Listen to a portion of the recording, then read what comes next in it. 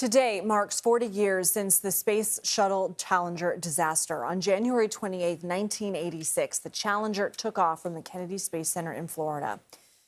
But just 73 seconds after liftoff, it exploded. All 7 crew members, including high school teacher Christa McAuliffe, lost their lives.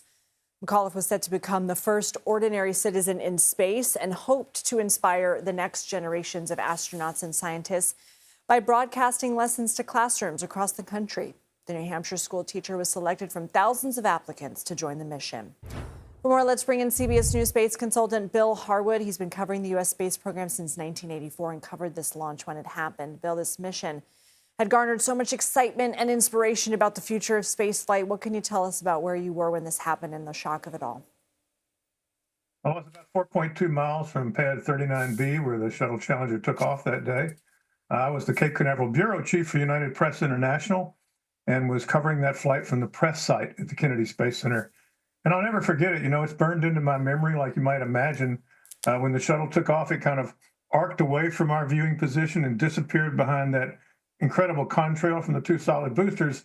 And then all of a sudden, at 73 seconds, as you said, you could see debris flying out of that contrail. I mean, clearly something terrible had happened. And of course, everyone watching on television instantly saw what happened. It took me a few seconds to realize it, that the shuttle had in fact disintegrated and that those 7 astronauts lost their lives. It was a really tragic day for a lot of reasons, but one is it was the first time NASA had ever lost a crew in flight. They lost 3 Apollo astronauts on a launch pad with a fire at the pad, but this was the first time it ever happened in flight. And I just think it kind of ended the innocence when it came to space flight. It showed everybody just how risky this really is.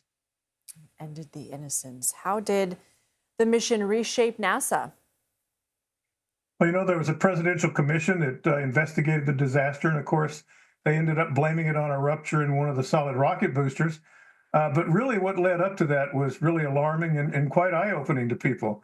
The booster problems had been there for quite a while. They just hadn't been made public. NASA was keeping that sort of compartmentalized, continuing to fly the shuttle when they knew they had a problem with the boosters.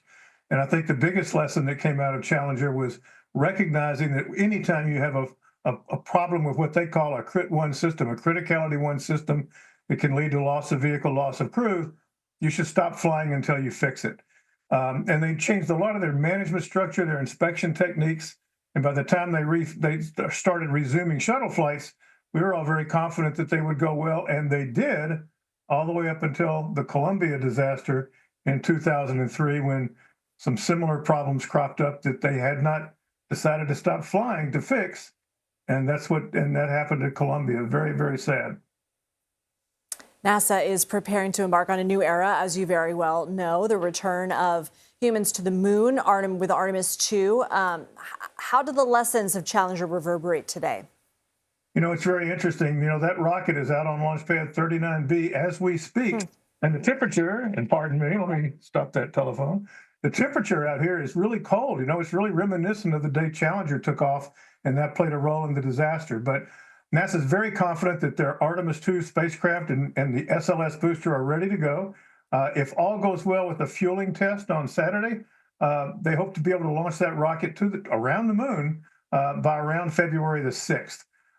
You know, lessons learned from Challenger and from Columbia have clearly played into this flight as well. No question about that. I actually asked one of the managers about how they guard against launch fever, you know, this eagerness to launch when maybe they should slow down. And occasionally, and he said that was his #1 job, making sure that doesn't happen. So those lessons are still there. They're still responding to them. And in the meantime, we'll have to wait and see how the test goes and whether they can, in fact, launch when they want to. All right, Bill Harwood, thank you.